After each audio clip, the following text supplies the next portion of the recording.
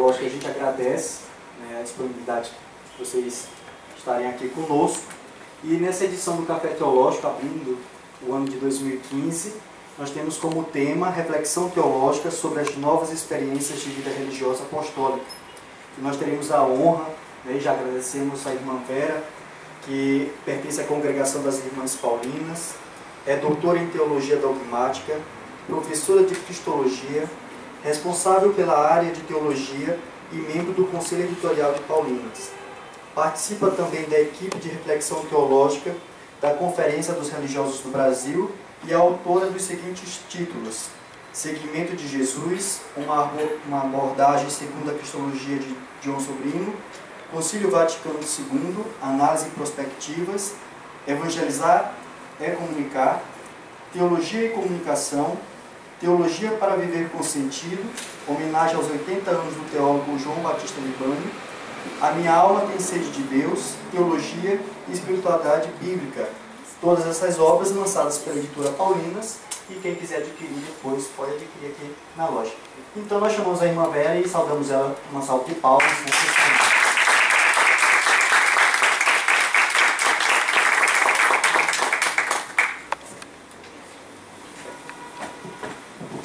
Boa noite. Boa noite. Bom, eu também quero começar agradecendo em primeiro lugar a presença de vocês. Nesse dia assim chuvoso, com esse problema do metrô, vocês estão aqui. Obrigada. Também quero agradecer o convite da equipe do Café Teológico por me dar essa possibilidade de estar aqui para refletir com vocês. Acredito que eu vou aprender também muito, né, de vocês nessa noite.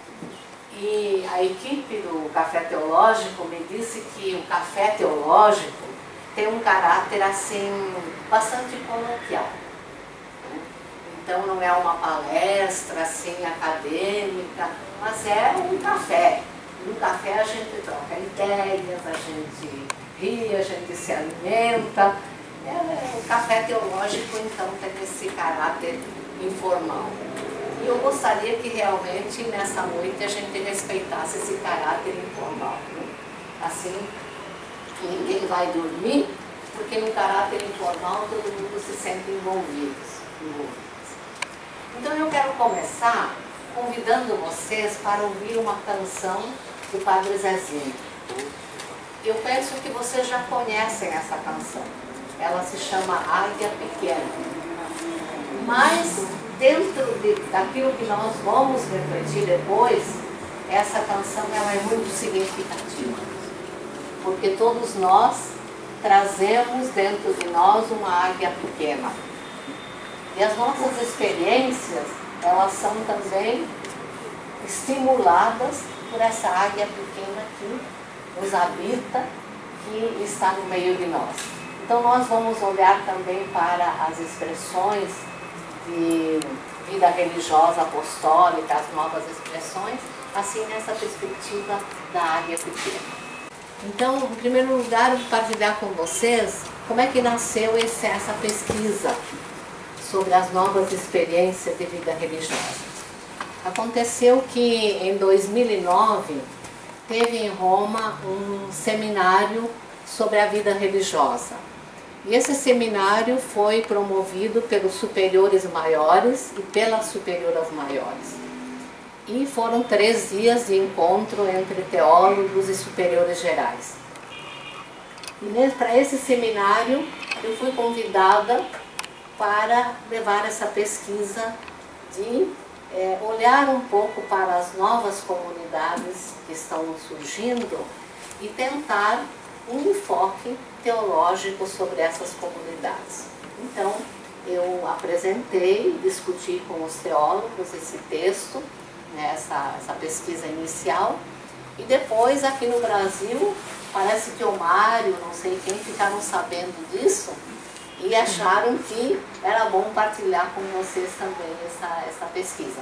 Não é uma pesquisa acabada, é uma pesquisa que está sendo construída, porque a vida é dinâmica, as novas comunidades, as novas experiências são dinâmicas, a águia que mora dentro de nós sempre busca as alturas, né? Então nós estamos sempre à procura de algo melhor. Então, qual foi o objetivo pelo qual eu fiz essa pesquisa e qual é o objetivo pelo qual a gente vai também partilhar aqui, né?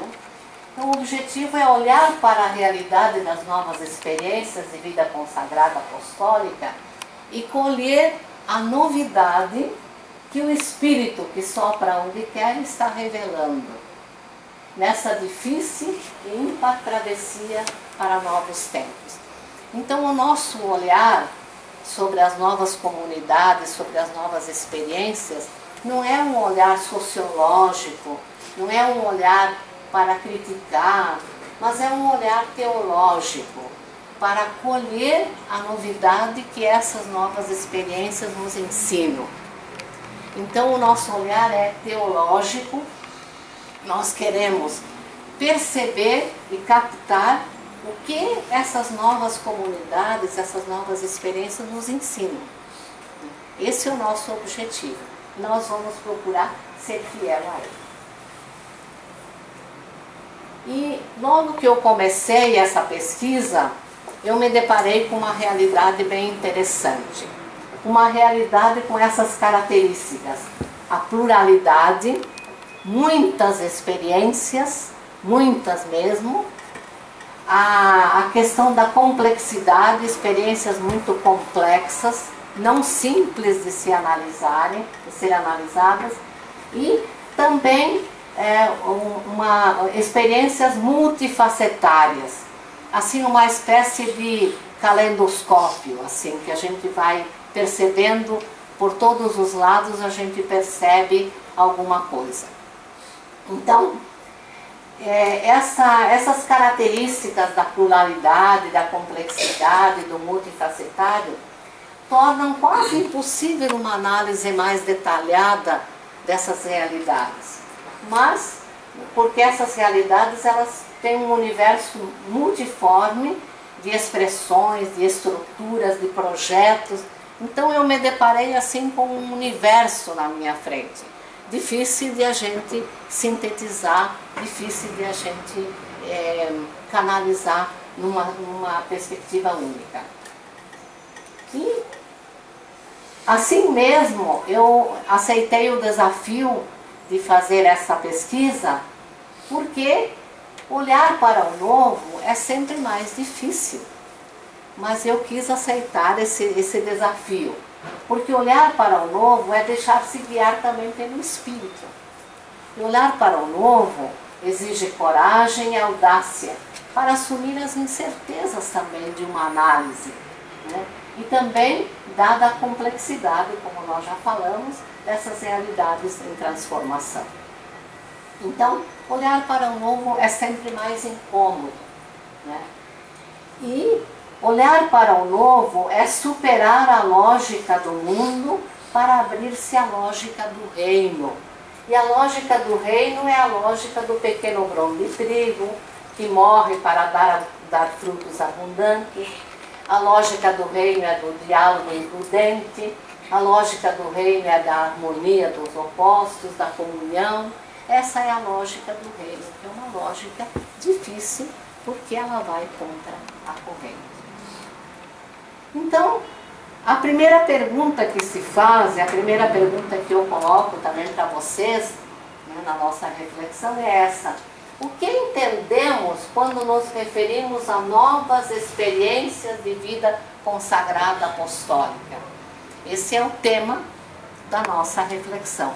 O que nós estamos entendendo dizer quando nós falamos novas experiências de vida consagrada apostólica? Bom, eu fui pesquisar essa resposta e eu fui encontrar a resposta num documento que vocês devem conhecer, que é esse documento aqui, Vita Consagrada. É a exortação apostólica pós-sinodal, né? Vocês sabem que em 1994, em outubro de 1994, teve um sínodo dos bispos sobre a vida religiosa consagrada. E o tema desse sínodo foi a missão da vida religiosa na sociedade e na igreja. E João Paulo II, como é praxis, depois desse sínodo, no ano seguinte, né, em 1996, promulgou essa exortação apostólica pós-sinodal. Então, essa exortação apostólica, ela nos dá a clareza do que nós entendemos quando nós falamos em novas experiências de vida religiosa apostólica, consagrada apostólica.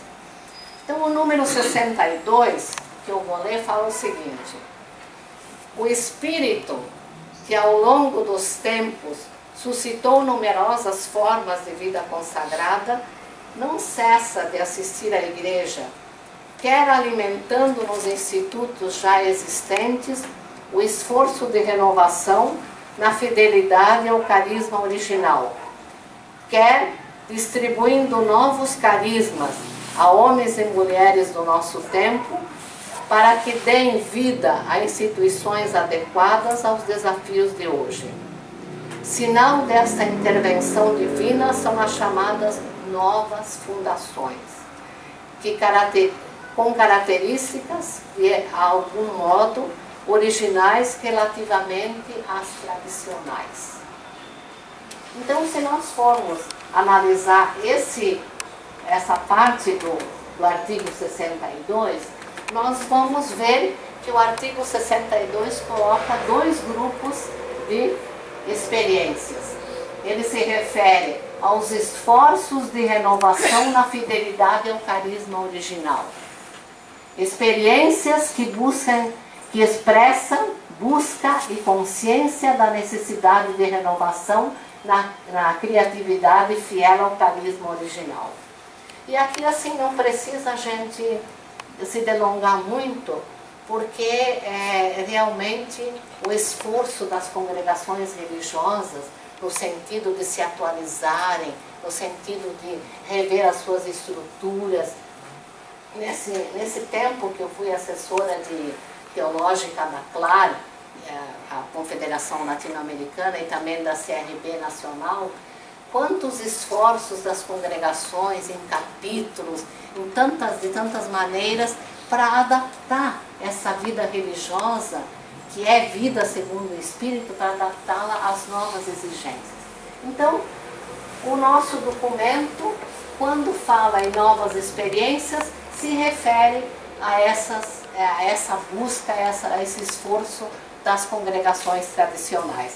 Mas, na segunda parte desse artigo 62, nós temos a expressão novas fundações, né?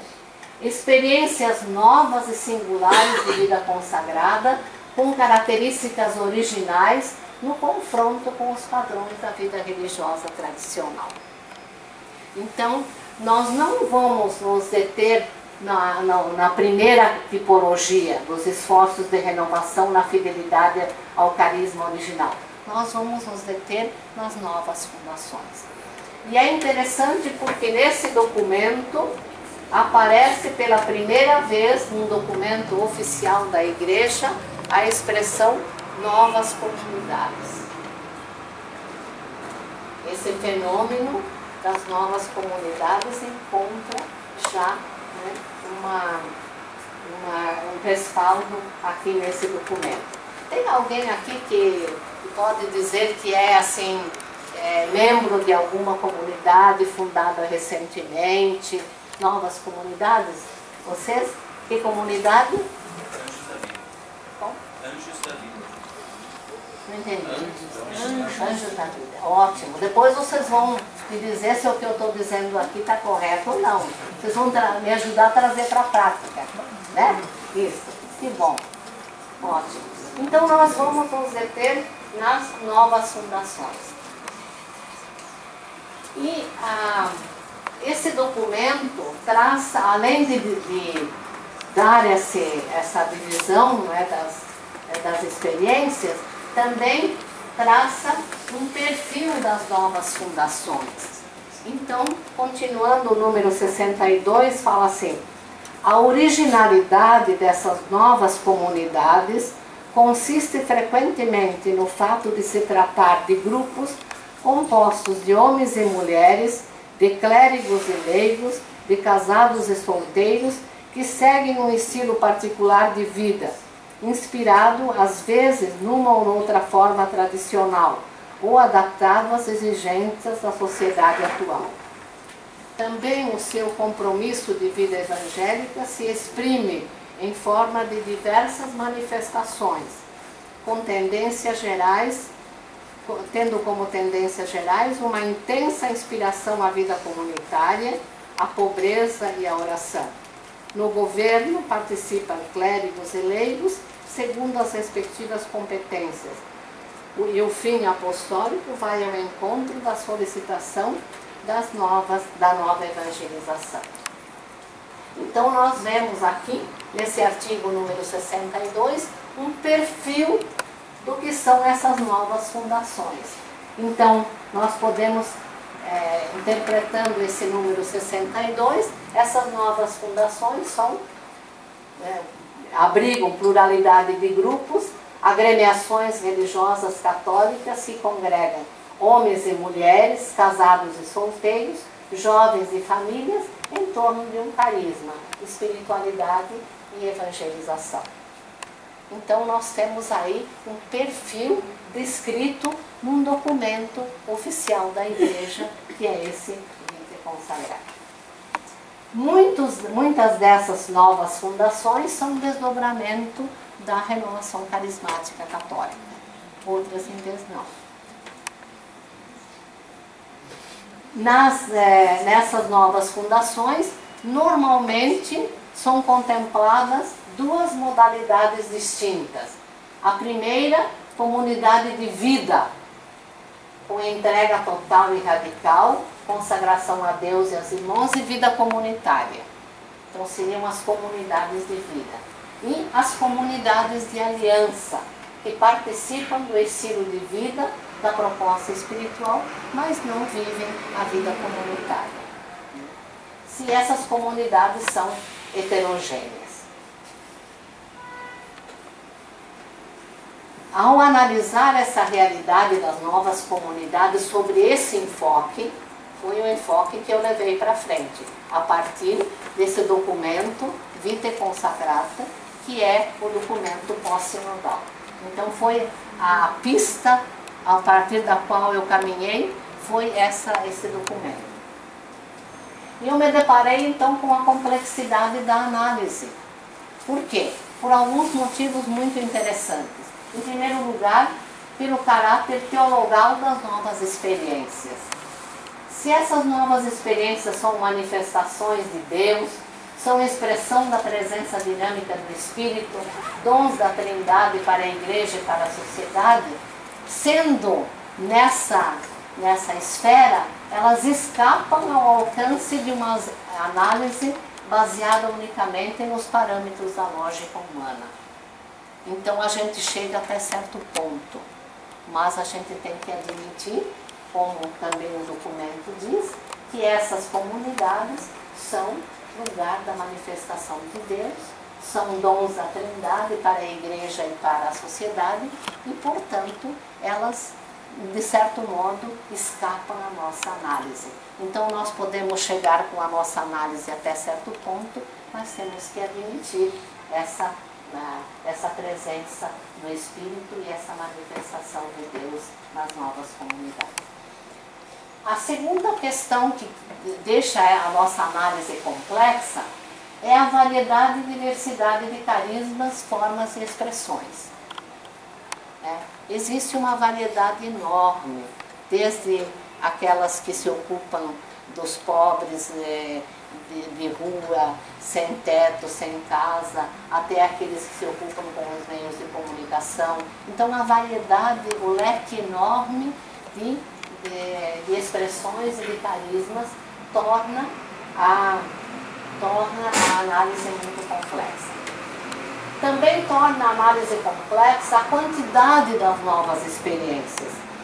Eu, assim, no primeiro momento, duvidei um pouco, mas a fonte que eu consultei assegura que é uma fonte uma análise que a Brenda Carranza, que é uma socióloga da PUC de Campinas, ela escreveu até um livro sobre as novas comunidades e ela dá essa estatística. Ela diz que no Brasil tem em andamento, cerca de 500 novas comunidades espalhadas por esse Brasil afora, né? Então, das mais variadas e esse montante todo. Dizem que o Brasil é o país onde as novas comunidades mais se proliferaram. Vindo em segundo lugar a Colômbia e em terceiro lugar o México.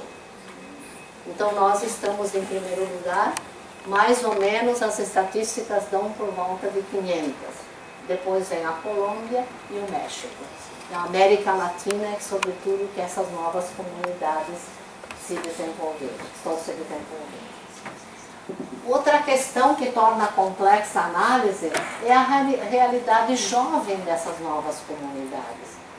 Então, o tempo é um fator importante também, né? E essas novas comunidades, nós usamos exatamente o adjetivo novas para dizer que são recentes. E se elas são recentes também, é impossível a gente analisá-las e exigir uma caminhada delas das outras congregações que têm uma trajetória muito grande e muito longa.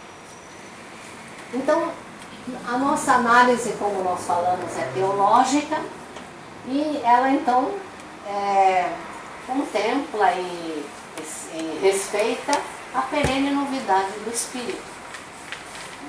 Então nós sabemos que o Espírito age, as nossas congregações mais tradicionais também são fruto do Espírito, e o Espírito está sempre trazendo coisas novas. Então nós temos na nossa análise contemplar isso.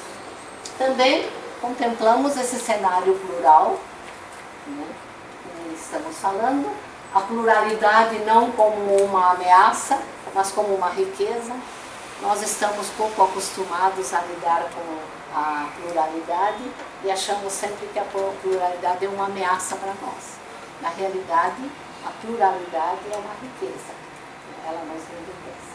E contemplamos também, tivemos presente, o paradigma da complexidade.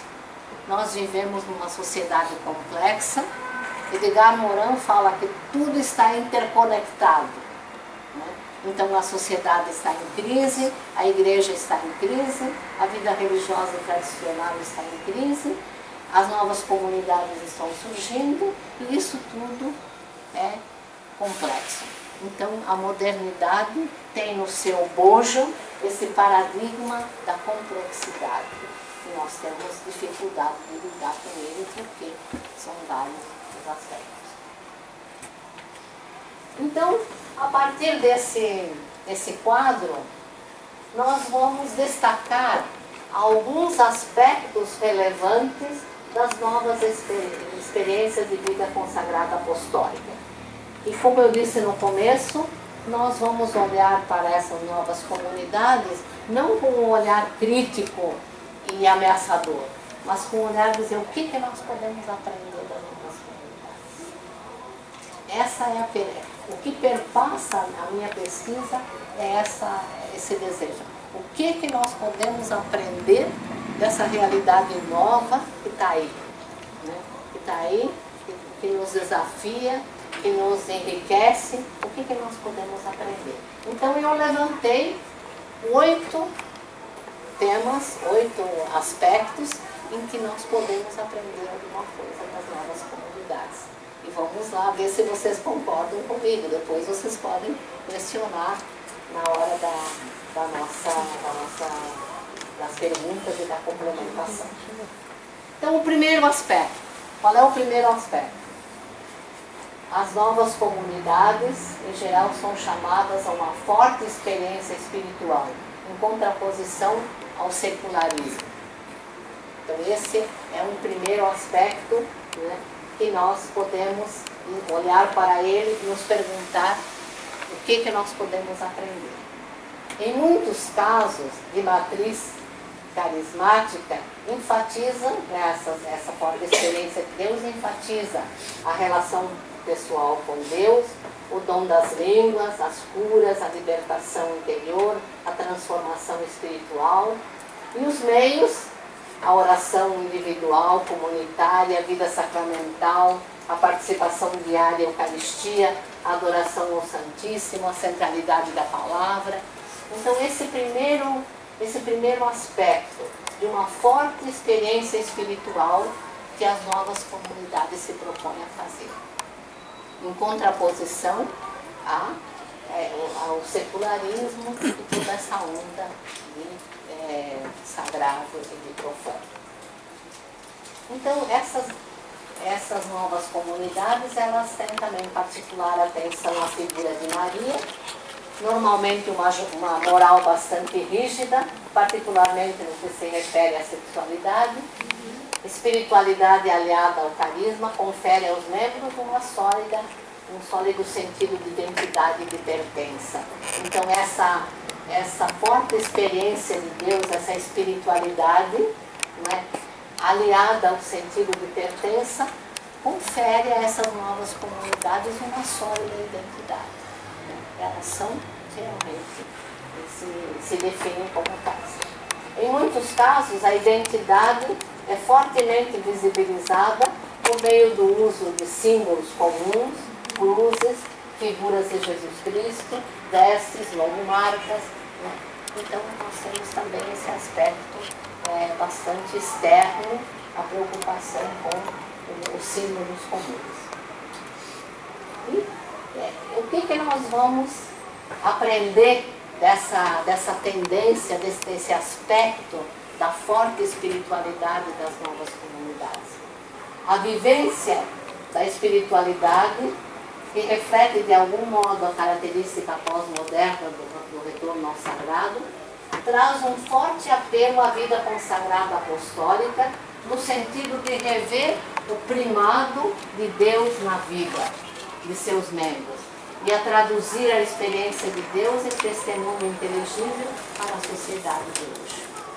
Então as novas fundações, as novas comunidades, elas têm esse aspecto de uma forte experiência de Deus e elas nos chamam a atenção, né, para esse aspecto, né, do primado de Deus na vida, na nossa vida. Será que nós, de uma vida religiosa mais tradicional, não estamos esquecendo um pouco, ou estamos nos tornando um pouco medíocres nessa questão da nossa vida espiritual? Fica a pergunta, porque as novas comunidades estão aí para nos dizer, né, essa forte experiência de Deus. E como traduzir a experiência de Deus em testemunho inteligível para a sociedade de hoje? Às vezes as nossas orações, o nosso modo de ser é bastante hermético, então a gente não consegue se fazer entender pela sociedade de hoje. Então esse é o primeiro ponto. O segundo aspecto, novo jeito de viver a consagração religiosa. E como é que é esse novo jeito? Nós já lemos no número 62, leigos e às vezes famílias inteiras assumem o compromisso de viver a obediência num mundo que enaltece a liberdade, a pobreza numa sociedade consumista, a castidade num tempo em que se prega o erotismo e o individualismo. Então, as novas comunidades, né, têm um novo jeito de viver a consagração. O número 62 colocou essa questão de homens e mulheres e às vezes até famílias inteiras que se consagram a Deus. Vivem em comunidades mistas de solteiros e casados, homens e mulheres, jovens e adultos. Eu gosto de trazer a experiência aqui da Canção Nova. A Canção Nova reflete esse modo, não é, de consagração. Eu estive há pouco tempo, mês passado, esse mês ainda, né, em Aparecida. Nós tivemos um congresso da vida consagrada apostólica. Nós estávamos, não sei se alguém daqui estava lá? Não. Nós estávamos em 2.100 pessoas nesse congresso. Né? Religiosos e religiosas, né? No sentido da vida religiosa, que o próprio documento chama de mais tradicional. Mas, para a alegria nossa, estavam presentes também as novas comunidades. Estava presente a comunidade da Canção Nova, estava presente a comunidade da Fazenda Esperança, e tinha outras que agora não me recordo, mas junto com a vida religiosa tradicional, vamos dizer assim, junto também as novas comunidades. Isso é muito bonito.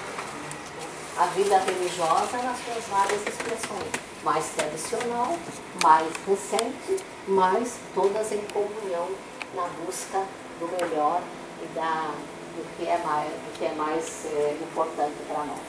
Então, novo jeito de viver a consagração religiosa é a segunda característica, o segundo aspecto. E nas novas comunidades, a consagração religiosa em geral é precedida por intenso período de formação com etapas semelhantes à da vida religiosa tradicional, especialmente o noviciado. Então, as novas comunidades, elas olham também para a vida religiosa mais tradicional. Elas não ignoram a caminhada da vida religiosa, vamos dizer assim, usando a palavra do tradicional no bom sentido, no sentido não pejorativo, né? E o próprio documento usa. E a preocupação, então, com a formação dos futuros consagrados constitui um desafio, tanto para a vida religiosa mais tradicional, quanto para as novas comunidades. Como torná-las pessoas maduras, capazes de assumir os compromissos evangélicos, sem esmorecer diante das crises pessoais e comunitárias? Nós sabemos o quanto a formação é desafiadora. Tem algum formador aqui? Não é difícil a formação? É, né? Isso mesmo. Não é fácil formar para a vida religiosa e para nenhum dos casos. A formação integral é constante também nos membros, né, das congregações mais tradicionais. Então nós olhamos para as novas comunidades, essa preocupação de formação, mas nós também temos essa preocupação. Na segurança das estruturas das obras apostólicas, no comodismo e individualismo, parece que muitos religiosos perderam o sentido da consagração. Será?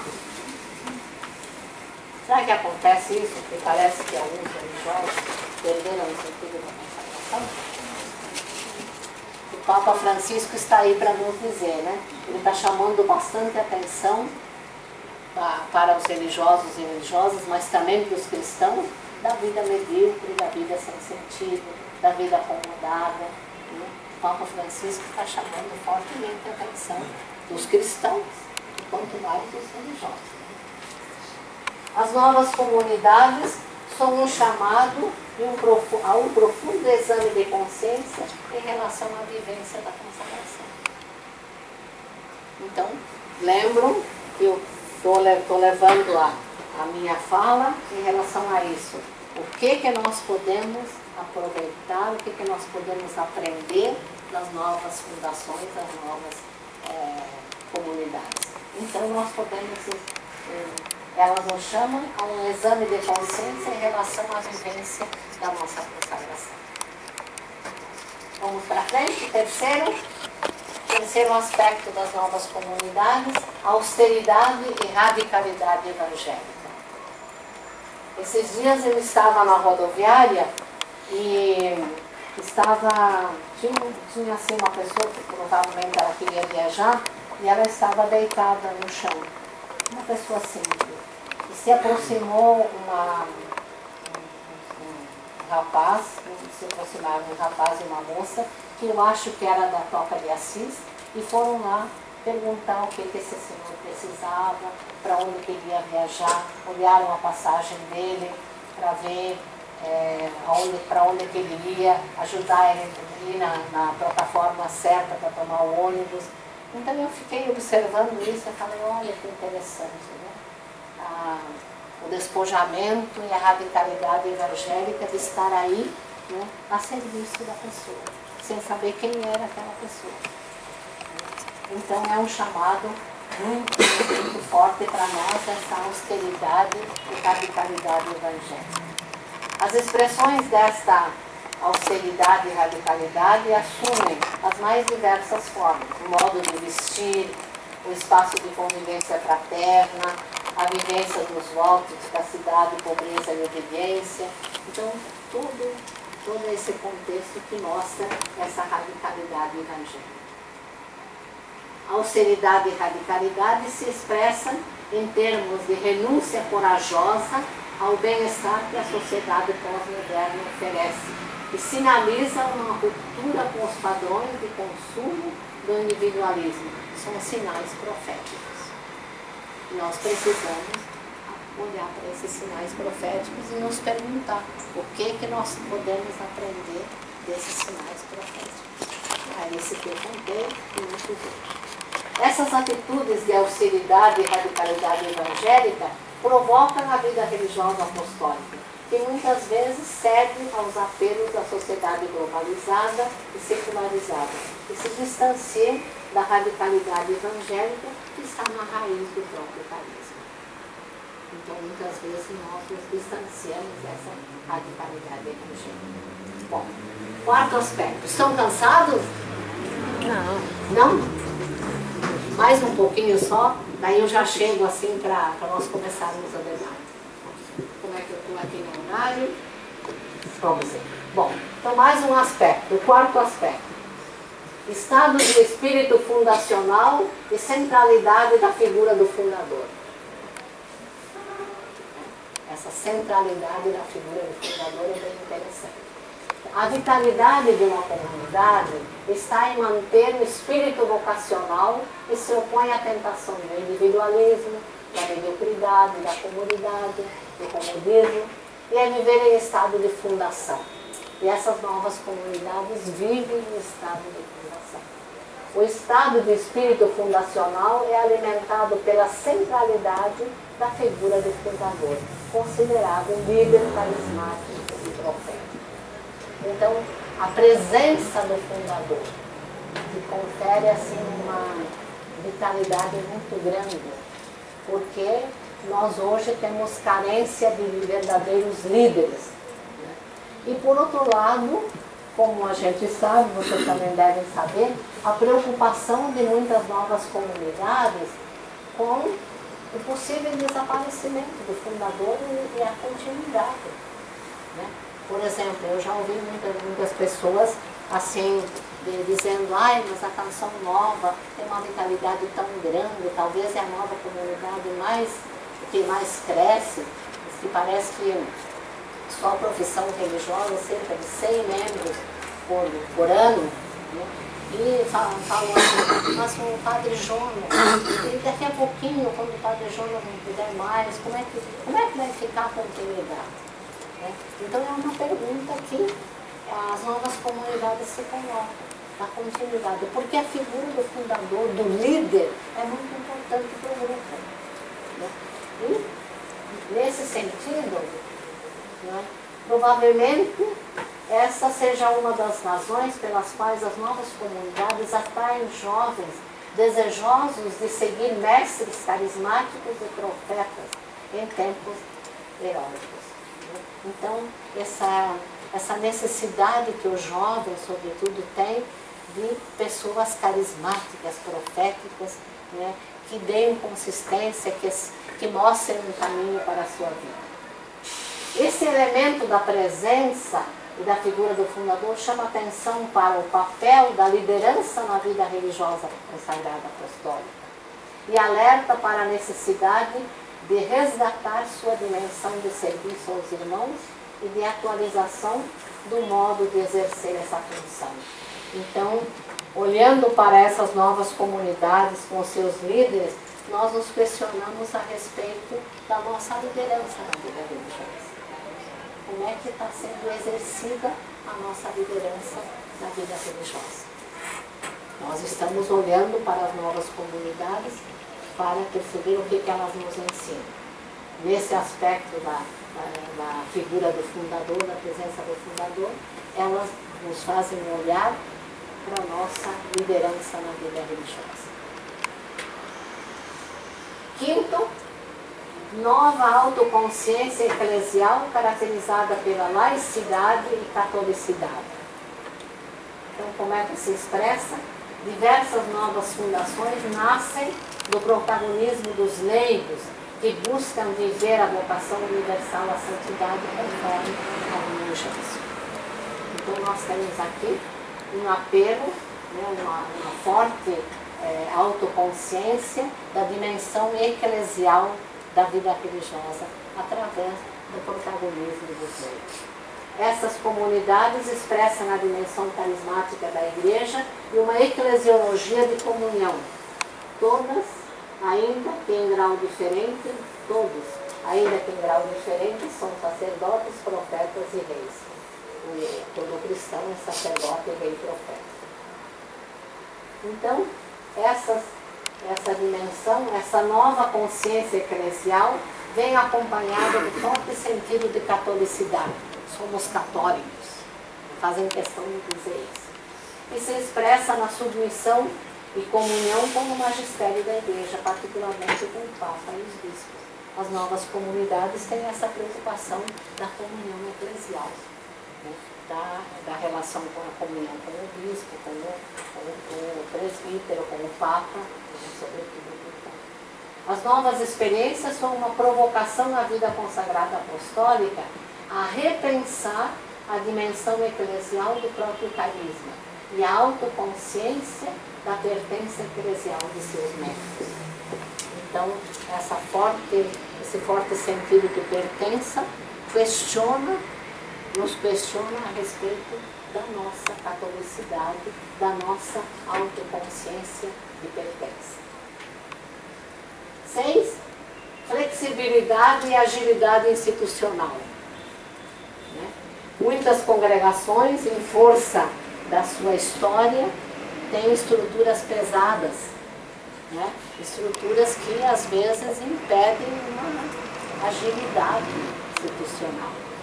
Na CRB é interessante porque há vários anos já que a CRB vem provocando as congregações religiosas a uma leveza institucional.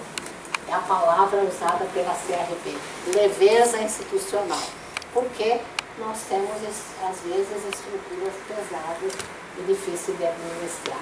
Enquanto que as novas comunidades, elas nos dão nos chamam a atenção para a flexibilidade e agilidade institucional.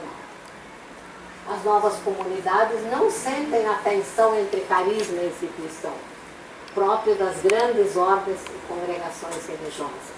Nesse sentido, questionam a vida consagrada apostólica e são um convite a rever as estruturas que, com o passar dos tempos, se tornam pesadas e anacrônicas. Então, rever as nossas estruturas. 7, nós estamos chegando lá, são 8. Forte sentido comunitário com o primado da comunhão do ser, né? Primado do ser, comunhão sobre o fazer. Primado do ser, comunhão sobre o fazer. As novas comunidades se autocompreendem como lugar de comunhão. Os membros se sentem protagonistas, sem discriminação de sexo, raça ou condição social. Esse forte sentido comunitário questiona a vida consagrada apostólica e a provoca uma revisão do modo de conceber e viver a dimensão comunitária, de acordo com o próprio carisma. As congregações mais tradicionais, com mais tempo, têm sérios problemas de vida comunitária também, né? E as novas comunidades têm esse sentido forte de comunhão e de vida comunitária. Que tal essa tarefa? Gigantesca. Vamos ver se tem mais alguma coisa, senão eu vou deixar. Só.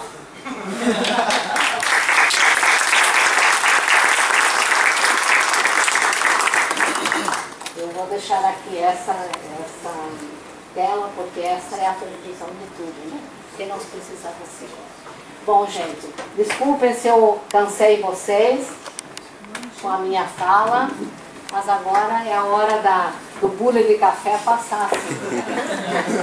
Né? O café a gente serve no bule, né? E agora nós vamos passar para que todo mundo possa experimentar um pouquinho desse café. Afinal, estamos ou não em um café teológico? Quem quer começar? Os nossos amigos aí querem começar? Dizendo como é que vocês se veem, como é que vocês viram isso que eu coloquei aqui. Quem sabe a gente dá um microfone para poder...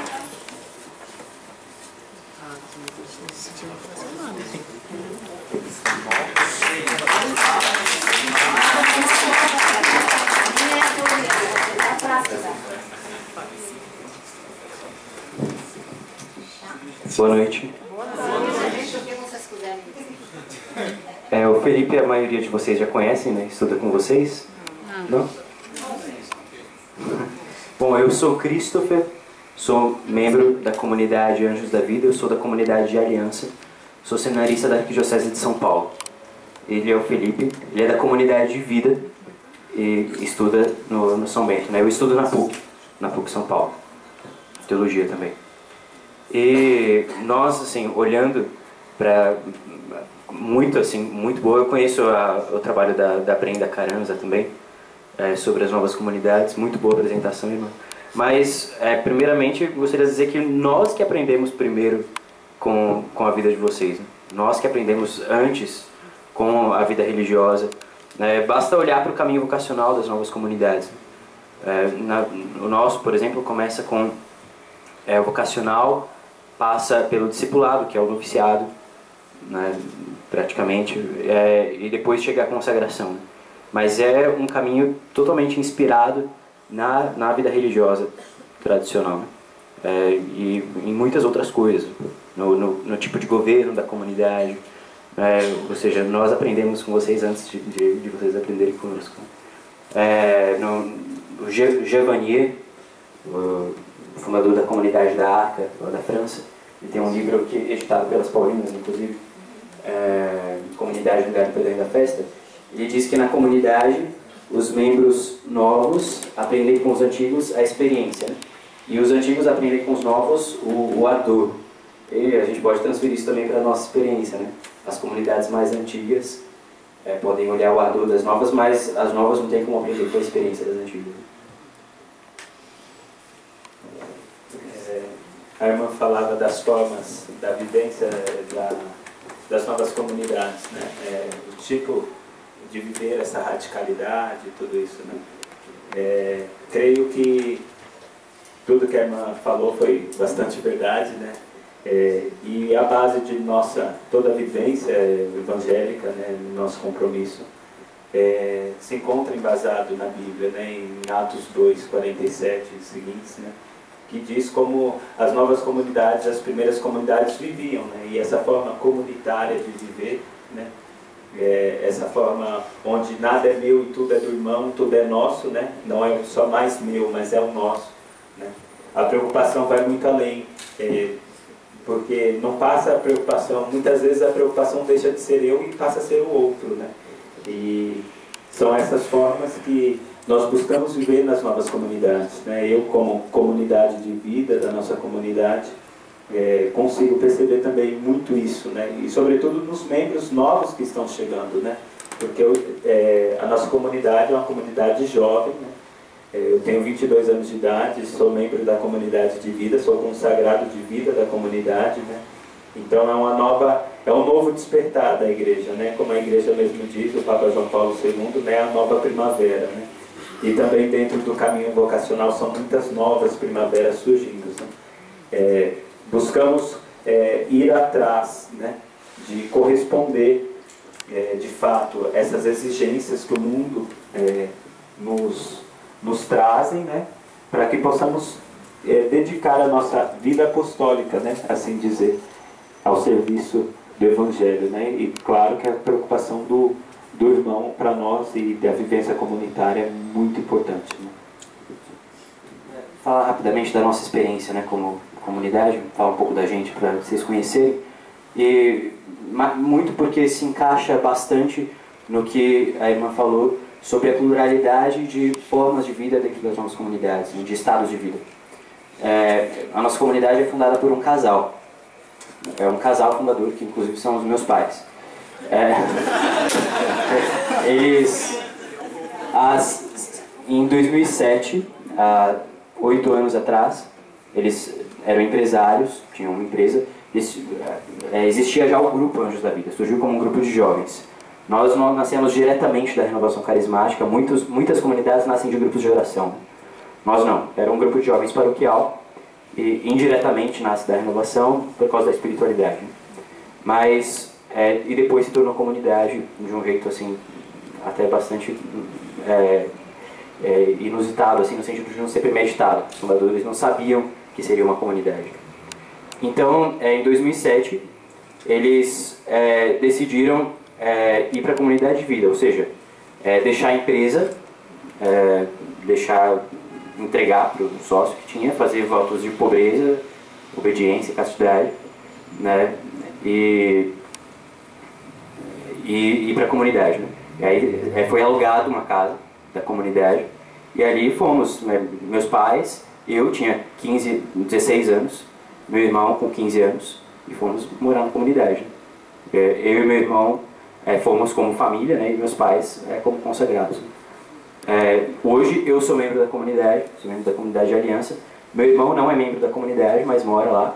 E tem uma irmã também que é nascida na comunidade, nasceu depois que meus pais foram para a comunidade. Isso, assim, para dizer como é uma realidade bastante nova e que, inclusive, o que é papel da igreja até sendo discernido pela igreja, né? Na Lumen Gentium mesmo, o documento cita São Paulo ao dizer não extingais o espírito, mas discernir tudo e ficar com o que é bom. É isso que a igreja tem feito. Muitas comunidades têm sido fundadas, muitas passam, né, e muitas ficam. A nossa comunidade hoje está no processo de reconhecimento na Arquidiocese, com a regra de vida, está lá na mesa do Dom Dilo, só esperando a assinatura dele. Já passou pelo canonista, enfim. Mas, graças a Deus, estamos aí para servir a igreja.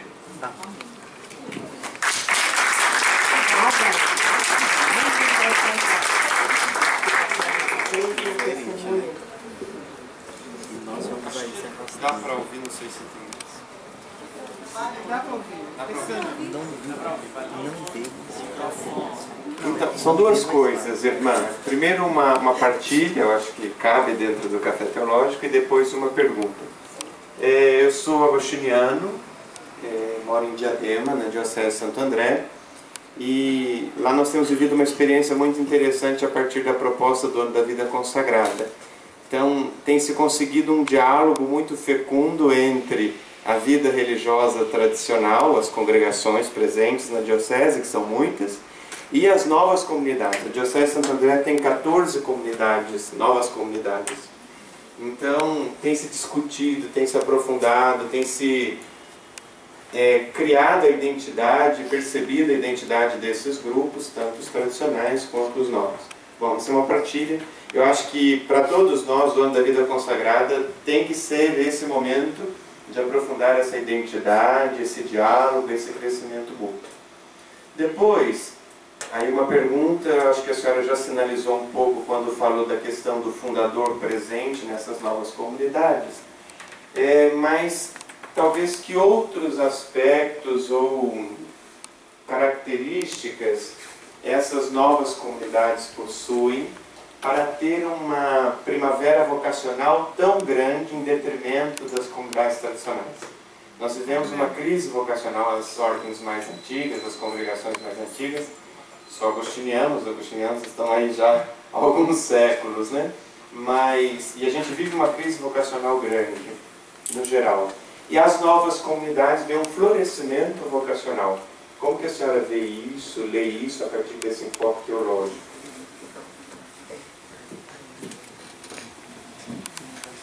É realmente uma realidade essa que você coloca. Aliás, parabéns, eu acho que esse trabalho da Diocese é importantíssimo, né? essa comunhão da vida religiosa, dentro desse ano da vida religiosa. Nós temos agora essa alegria de ter um Papa religioso, né? E dizem que no pontificado de João Paulo II, sobretudo, e depois um pouco com Bento XVI, a prioridade eram os movimentos, e agora a prioridade é a vida religiosa. Então, nós estamos, vamos dizer assim, num momento interessante para a vida religiosa, mesmo a partir do ano da vida consagrada. Agora, você coloca essa questão, né, muito real. Então, nós vemos as congregações, a vida religiosa mais tradicional, com crise de vocações, membros envelhecendo, né, que não deveria ser um problema tão grande os membros envelhecer, porque é uma realidade da vida humana. As famílias também têm os seus idosos, os seus avós na família, né? Muita gente concebe como um problema. Por outro lado, em contrapartida, as novas comunidades têm florescimento de vocações e membros jovens. Como explicar isso? Eu confesso sinceramente que eu não tenho uma resposta para dar para você. Porque eu acho que aí entra aquele dado, o espírito que sopra onde quer. Eu acho que muito mais do que uma sociologia para explicar isso, eu acho que nós devemos olhar para a história até da vida religiosa, como o espírito foi direcionando a vida religiosa, sempre fazendo surgir novas congregações de acordo com a necessidade da época. Então, olhar um pouquinho para a história da vida religiosa também nos ajuda a entender o momento presente. Mas eu acho que a questão é mais colocada, do ponto de vista teológico, pelo menos, na questão do Espírito que sopra onde quer e que está nos chamando, está nos sacudindo, para nós percebermos o que está acontecendo, a necessidade de hoje, né? O novo, o que nós devemos mudar, como nós devemos ser, a nossa linguagem, o nosso modo de ser, o nosso comodismo, as nossas estruturas. Eu acho que, como eu coloquei no final aí, né, nós temos uma grande tarefa. Eu não sei se alguém gostaria de complementar essa minha resposta, porque eu não tenho a resposta fechada. Aqui é café teológico, todo mundo tem vez. Pode vir. Eu também não tenho resposta. Como chama o irmão? Tyler. Então, eu já pensei sobre isso também, várias coisas. Inclusive, agora nesse processo de reconhecimento da comunidade, nas conversas com o Não Digo, teve uma coisa que entrou em discussão, e para ele também entender a realidade, que é o seguinte: nós, por exemplo, nós não temos uma pastoral vocacional dentro da comunidade, né? Agora, nós começamos a pensar numa animação vocacional nesse sentido. Nós temos o caminho vocacional e os encontros vocacionais abertos, mas não tem ninguém na comunidade que é designado, por exemplo, para fazer uma propaganda vocacional da comunidade. Por quê? Porque o movimento de atração das vocações não é, por exemplo, eu estou no seminário, né? A pessoa que chega no seminário, ela chega lá para ser padre, né? Eu procurei a pastoral vocacional da Diocese de São Paulo porque eu queria ser padre.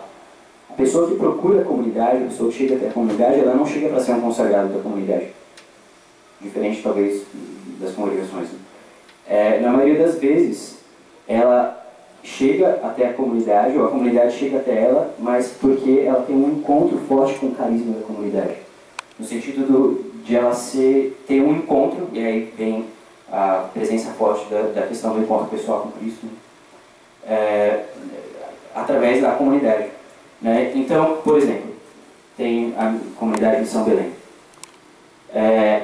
Um dos próximos padres que vão ser ordenados pela comunidade de São Belém foi um irmão de rua, e que um dia foi resgatado pela Missão Belém.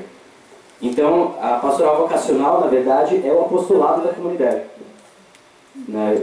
Ou seja, os nossos membros hoje, por exemplo, nós, tem membro que foi prostituta, tem membro que foi, enfim, sabe?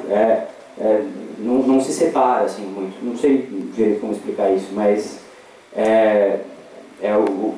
o carisma da comunidade chega até aquela pessoa, não no sentido dela ser uma consagrada. No começo ela nem sabe o que é isso. Ela chega lá porque ela tem uma necessidade existencial que de alguma forma a comunidade responde. E no futuro talvez ela vá se tornar uma. Vocês nasceram numa geração totalmente já digital. E nessa situação, vocês vão ter que ver o seu próprio caminho de vocês, o que vocês vão criar como um objetivo mais claro. Eu faço uma pergunta: como que vocês vão continuar navegando numa era tão digital, numa era pós-digital que está muito próxima também? Eu quero saber como é que vocês vão se equilibrar entre o tradicional e esse era totalmente digital, que já está acontecendo e que virá acontecer numa graduação maior. Bom, eu não sei como vai ser no futuro, mas hoje, nós, por exemplo, a comunidade, tem alguns eventos abertos para o povo. Né? O Felipe pode até falar melhor que eu sobre isso, porque ele está mais próximo ali na comunidade de vida, vê mais cotidianamente essa questão. Mas hoje já, a comunidade, nos eventos que acontecem na comunidade, a comunidade alcança mais pessoas pela web TV e pela web rádio do que presencialmente. Né? Então isso já é uma realidade. Né? Mas eu sei, mas eu estou perguntando como é que vocês vão navegar, porque vai ser o barco de vocês vai balançar bastante, né? Então eu fico pensando, fico também feliz por ter tanta gente nova, gente interessada nisso aí, mas eu já estou mais ou menos já mais desgastado, pronto. Olha, só Deus sabe, né? Mas acho que o tempo vai dar as respostas. Nós temos aqui e ele depois você. Posso falar?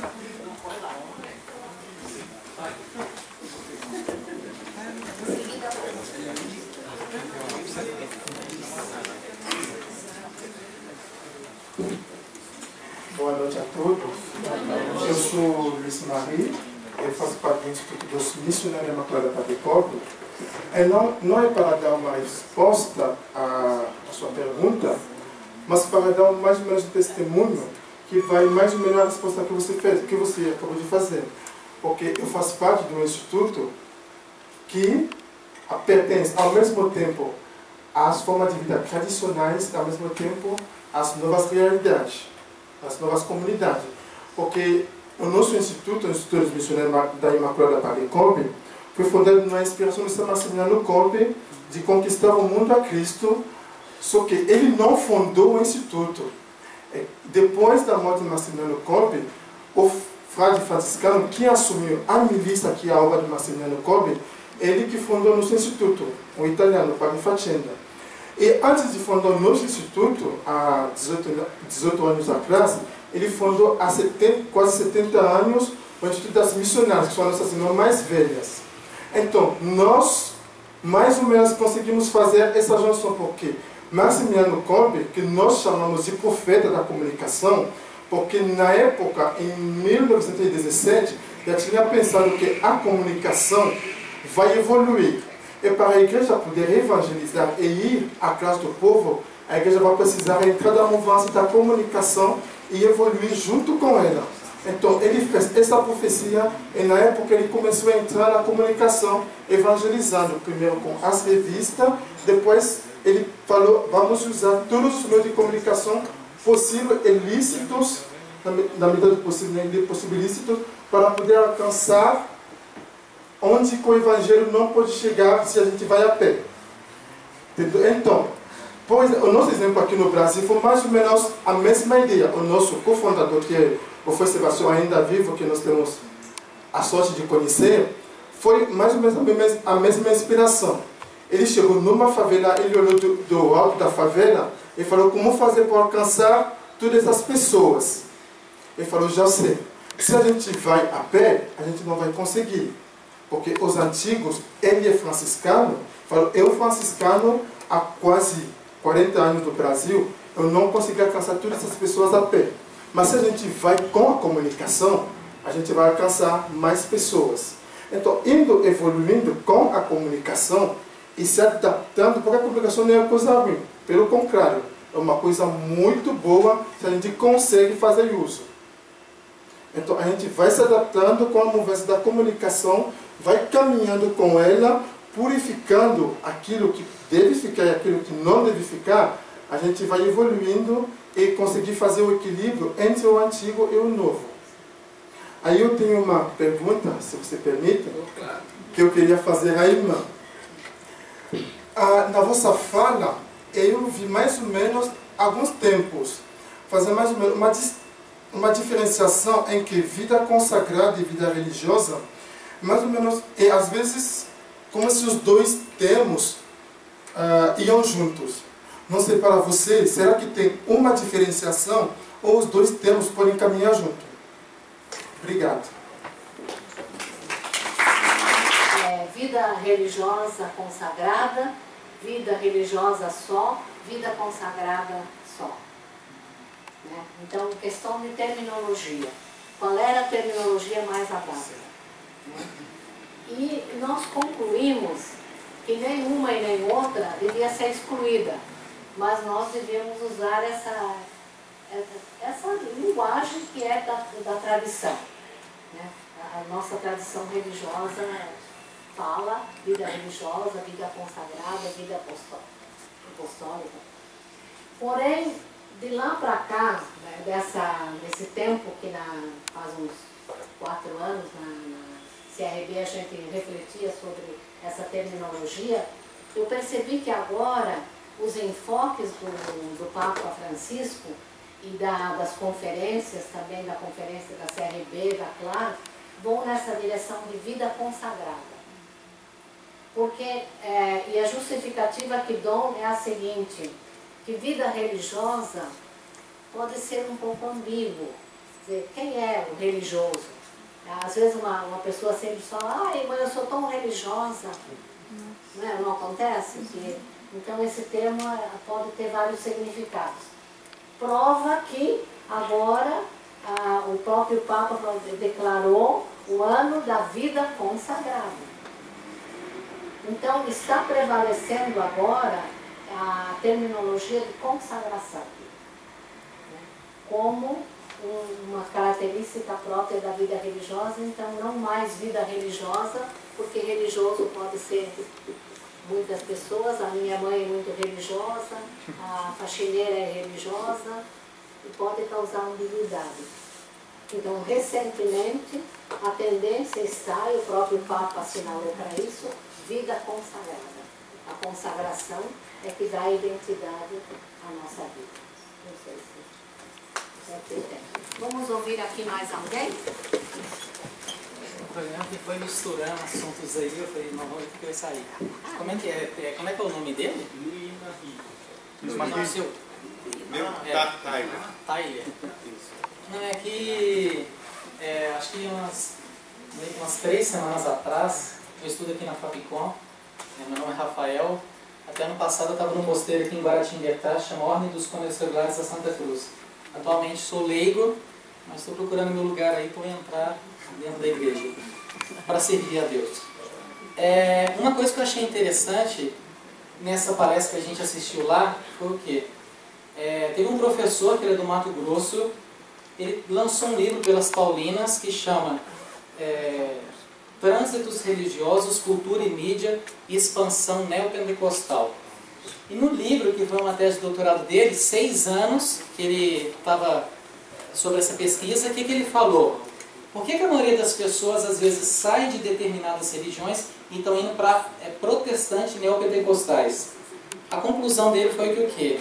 Principalmente o fundamental é o quê? O acolhimento. O que nós vemos às vezes dentro da tradição da igreja, de congregações de ordens, a ordem que eu estava, existe um rigorismo, que eu vou falar assim, é válido sim, mas determinadas formas, às vezes na questão de vocação, às vezes não tem um acolhimento. Eu estava até conversando aqui, eu tenho um amigo que ele é responsável pelo aquele site Zenit aqui no Brasil, e ele fala o quê? Ele é correspondente do Vaticano aqui, e ele fala o quê? Rafael, eu tenho um pouco de receio com relação às jornadas mundiais da juventude. Por quê?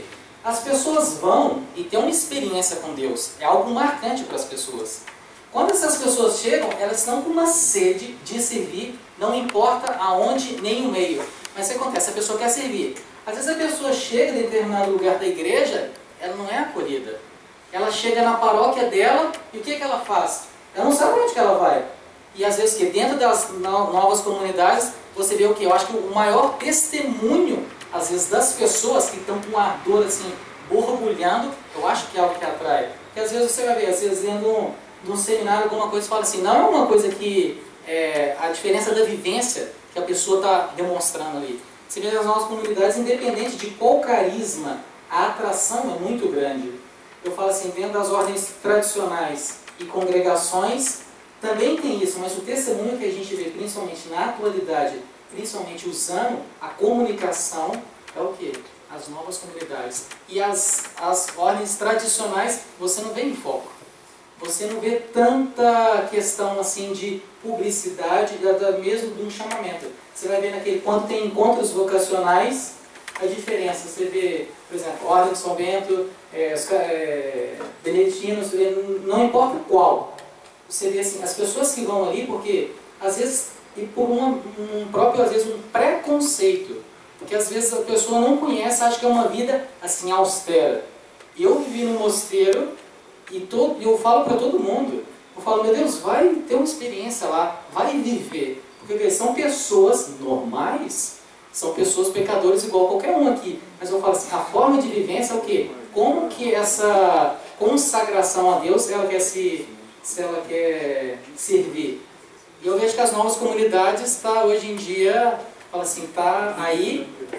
Eu acho que até agora, acho que o Papa Francisco ele deve dar uma orientação, porque depois o Concílio Vaticano II deu uma amplitude, que ao mesmo tempo também tem que ter, eu acho que diante de coisas que eu vejo, que a gente vê, tem que ter uma certa cautela, até por uma própria estrutura, para a segurança das pessoas que estão buscando uma consagração, quanto a esse instrumento de servir a Deus.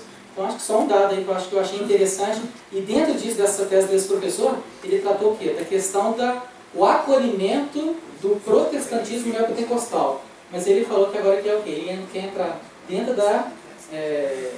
do pentecostalismo dentro da Igreja Católica. Você vê a respeito da renovação carismática, o porquê que atrai tantas pessoas.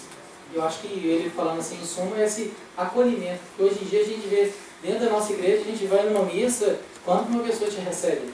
Tem às vezes as pastorais de acolhida, mas a gente percebe, é muito deficitária.